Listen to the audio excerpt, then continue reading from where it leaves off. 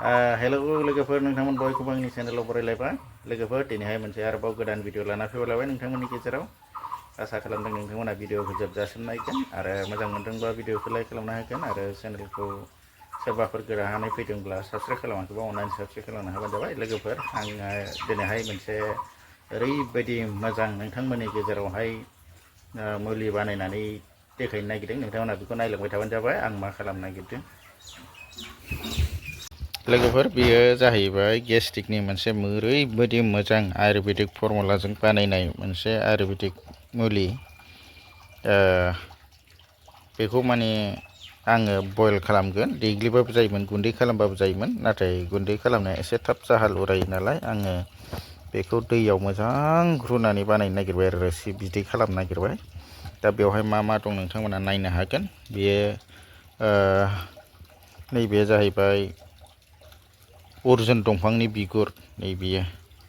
अर्जुन दंफांनि बिगुर जाय माने लेबारनि थाखाय जोबोद मोजां खामानि मावो बेनिफ्राय नैबे साफ्रे फिथाइ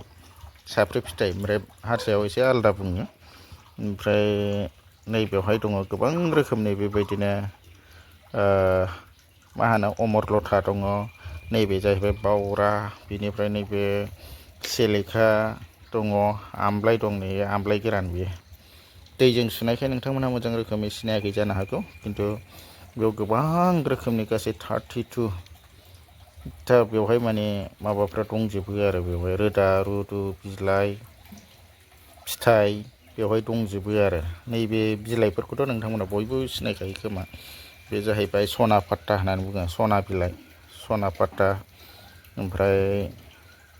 जोंहा नै अनेक रोखोम दं निलुख' रोदा दङ जाय माने खिलुबाय थानाय आलसार जानाय उदै सालुबाय थानाय बेफोर खारो आरो बेजों बेवहाय माने अनेक रोखोमनि मोनसेल' नङा खोन्थाजोबनांगौआ बिराद सम लागोन आरो फारसेथिं नै सिनायजोबला आङो माने सुस्र'नानै लाबाय साफानो बेवहाय जोंहा नै माबाबो दं सिरुता बेखौ हारसायाव माबा होनोमोन बावलायलांबायसो आङो कालमेक सरि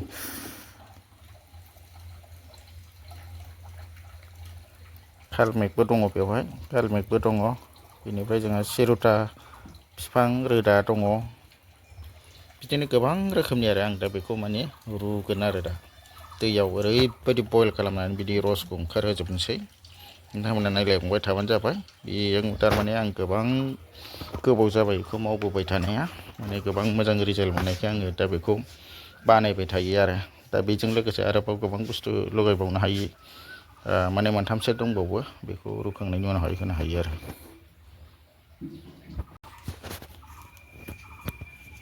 आं नै दायो रुबाय बेखौ नैबे दोआवनो जुमाय संनाय बायदि दा दै फुदुंग्रोदों आरो एसे दैया एसे दुंबावबा मुलिफोरखौ हरजोबनोसै आरो बे रोदा रुदु फिथाइ सामथाइ बिलाइफोरखौ बेयावनो हरनोसै आरो नै रेडि दोनखाबाय आं गोरा गोराखौ देख्रुबनाय सिलपाताबो लाखाबाय गोरा फिथाइफोर दं नालाय बेखौ एसे देरामनानै हरनोसै आरो रस ओंखारनायनि सनदलाजों लल्लाजों उन्दुनानै थाफैबाय सालाफ्रानो सानसु थिरबाथाय सान्दुं गोसाबाथाय न'आव फैनानै थाफैयो फुङाव थाब खार'नाबाथाय दरखङाव गाबफैयो एसे फाल्थु बिसोरलाय सनदला लल्ला ओरैनो हरलाय